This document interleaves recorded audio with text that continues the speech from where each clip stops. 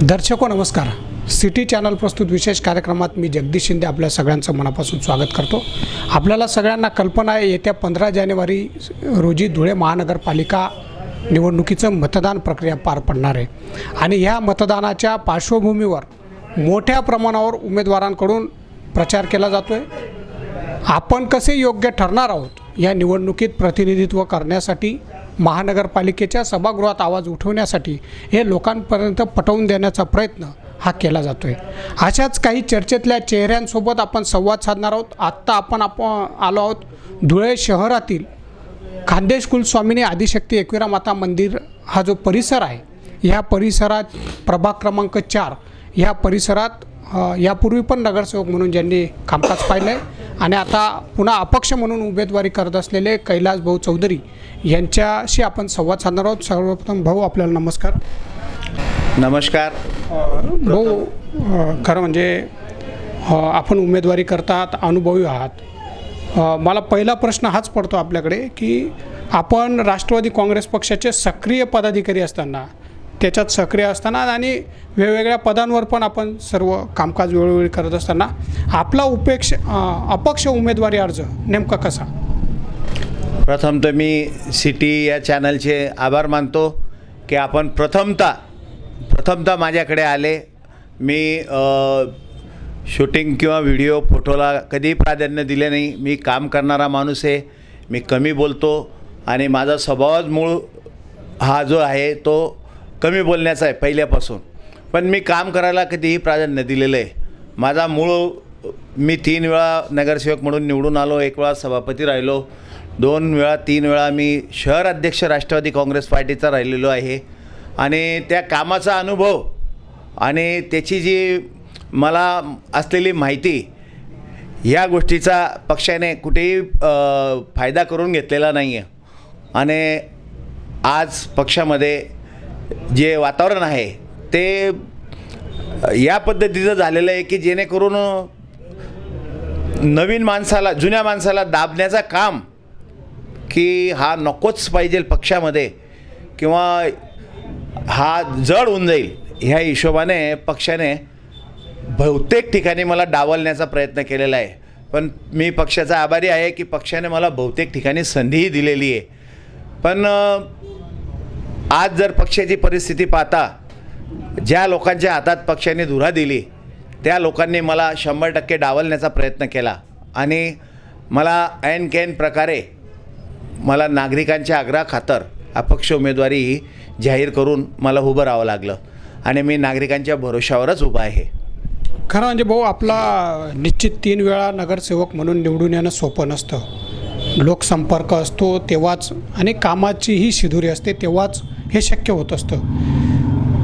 ही जी येणारी आलेली निवडणूक आहे, आपण यापूर्वी 3 निवडणुका लढला आहात, त्यापूर्वी पण राजकारणात आहात. ह्या निवडणुकीकडे तुम्ही कसं पाहतात? सध्याचं जे वातावरण आहे राजकीय डावपेचांचं हे प्रचंड आहे. म्हणजे 3 वेळा तुम्ही नगरसेवक राहतात, सक्रिय पदाधिकारी राहतात, तरी डावपेचाचे बळी ठरतात. हा पक्षीय पातळीवरचा भाग झाला तरी एकंदर धुळेकर म्हणून धुळ्यातलं हे चित्र पाहत आहेत, याविषयी काय सांगाल? मी कुठल्याच गोष्टीला थारा देत नाही. जनता माझ्या पाठीशी आहे आणि त्यांच्या जीवावर आणि त्यांच्या आधारावर मला अक्षरशः माऊली बहिणी, माता भगिनी, इतर मुस्लिम समाजाच्या भगिनीही मला आग्रह केला की भाऊ, आम्ही जातीपातीच्या पलीकडे जाऊन तुम्हाला मतदान करणार आहोत, तुम्ही उमेदवारी अर्ज जरूर भरा. कारण आम्हाला कोणाच्या दाराशी जाताना किंवा त्यांच्या घराकडे आम्हाला दाखले घेण्यासाठी जाताना 2-2 तास उभं राहावं लागतं आणि तुमचं ऑफिस रस्त्यावर आहे. आम्हाला कोणाच्या दाराशी जाण्याची गरज पडत नाही आणि तुमच्या इथे तुम्ही नसले तरी तुमचा शिपाई म्हणा किंवा तुमचे भाऊबंदकी म्हणा हे आमचं काम करून देतात. म्हणून आम्हाला त्यांनी सांगितलं की आपण जातीपातीच्या पलीकडे जाऊन तुम्हाला मतदान करणार आहेत आणि मला 100% खात्री झाली की माझा विजय हा निश्चित आहे. भाऊ, लोकांचा प्रतिसाद आहे हे बरोबर आहे, पण शहराकडं कसं पाहतात तुम्ही? आता शहराचं जे एकंदर राजकीय चित्र दिसतंय अनुभवातून, कारण तुम्ही आता अपक्ष उमेदवारी करतायत, याचा अर्थ कोणत्याही पक्षाशी तुम्ही सध्या संबंधित नाही, सत्ताधारी नाही, विरोधक नाही कोणत्या पक्षाशी. पण एक धुळेकर म्हणून हे जे चित्र चाललं आहे राजकीय, डावपेच असतील किंवा आणि वेगवेगळे हातखंडे वापरणं, याकडे कसं पाहता? सध्या तर मी अपक्ष आहे. तर कुठल्या पक्षाच्या बाबतीत डावपेचाचा विषयच नाही आणि डावपेच हा माझ्या मूळ रक्तातच नाही. मी सीधा आणि साधा काम करणारा आणि नागरिकांना जवळचा वाटणारा असा मी व्यक्ती आहे. मी त्या दृष्टीने धुळे शहरासाठी विचार करतो की धुळे शहर माझं सुंदर कसं होईल, स्वच्छ कसं होईल आणि धुळे शहराची मी किती सेवा करू, जेणेकरून मागचा इतिहास बघितला असता धुळे शहरातली देवपूर स्मशानभूमी आणि भक्तनिवास आई एकेरा देवीचं भक्तनिवास या ठिकाणी जे मी काम केलेलं आहे ते कौतुकास्पद आहे. नागरिकांचे मला बाहेरगावाहून फोन येतात, भाऊ तुम्ही जी स्मशानभूमी बनवली ती अति सुंदर आहे, आम्हाला अशी स्मशानभूमी पाहायला मिळत नाही. पण मी स्मशानभूमीमध्ये जे काम केलं आहे ते थांबून केलेलं आहे, प्रत्यक्ष अनुभवाच्या जोरावर केलेलं आहे आणि तीच माझी प्रशंसा लोकांकडनं जी होती तीच माझी खरी ताकद आहे. खरं आहे भाऊ, लोकांचा मिळणारा प्रतिसाद ही खरी ताकद असते. बघा भाऊ, मला खरं म्हणजे हा एक प्रश्न पडतो. गेली 3 टर्म तुम्ही नगरसेवक होते, आताही उमेदवारी करतात. एक चर्चेतला चेहरा, प्रभागातला स्ट्रॉंग चेहरा म्हणून आपल्याकडं पाहिलं जातं आहे. पण या सगळ्यात काही लोक अशी भेटून जातात की सहज कायम स्मरणात राहतात. म्हणजे आपल्याला त्यावेळेला अभिमान वाटतो की खरंच मी नगरसेवक आहे, याचा अभिमान आहे, याच्यामुळे ह्या व्यक्तीचं काम होऊ शकलं. असे पण काही हळवे प्रसंग असतात. असा एखादा प्रसंग आठवतो का तुम्हाला की त्या प्रसंगाने फार मन भरून येतं? माझ्या वार्डामध्ये परिस्थिती अशी आहे की नागरिक मला पहिले स्वतःहून हार घालून देतात. निवडणुकी पहिलेच ते ग्रुपने बोलवतात, समाजाने बोलवतात, ज्येष्ठ नागरिकांनी बोलून मला हार टाकून समजलं की माझा प्रशंसा केली की भाऊ तुझ्यासारखा नगरसेवक आम्हाला या वार्डाला पाहिजे होता. आणि मुस्लिम बांधवांनी मला जास्तीत जास्त प्रेम केलं की आम्ही तुम्हाला 1 मत शिट्टीसाठी जरूर देऊ.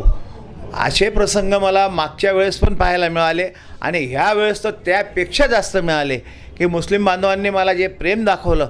आणि जेव्हा मी फिरतो गल्ली गल्लीमध्ये, घराघरामध्ये जेव्हा जातो तेव्हा मुस्लिम बांधव जे माझ्यावरती प्रेम व्यक्त करतात ते माझा आनंद द्विगुणित करतात आणि मला प्रोत्साहन देतात की पुढे मला काय काम करायचं आहे. एकता, एकात्मता, एकसंघता जी आपण म्हणतो, खरं म्हणजे ग्राउंड लेवलला काम करणाऱ्या व्यक्तीसोबत एकोपा जो राहतो हा महत्त्वपूर्ण असतो. कैलासभाऊ चौधरी हे निश्चित या प्रभागातले स्ट्रॉंग उमेदवार म्हणून सध्या तरी त्यांच्या नावाची चर्चा आहे. राजकीय डावपेच असतील, मतदारांच्या विचाराचा भाग आणि कार्यकर्त्यांची मेहनत या सगळ्यावरच खरं तर त्यांचा येणारा निकाल अवलंबून आहे. कैलासभाऊ, आम्ही आपल्याला आमच्या माध्यमातून शुभेच्छा देतो. पुन्हा नव्या उमेदवारांसोबत आपण चर्चा करणार आहोत, संवाद साधणार आहोत. तिथे भेटूयात. तोपर्यंत धन्यवाद. मी धुळे सिटी चॅनलला शुभेच्छा देतो. तुमच्या चॅनलला फार फार आभारी आहे की तुम्ही पहिली वेळा येऊन माझी जी मुलाखत घेतली त्याबद्दल मी धन्यवाद देतो. धन्यवाद.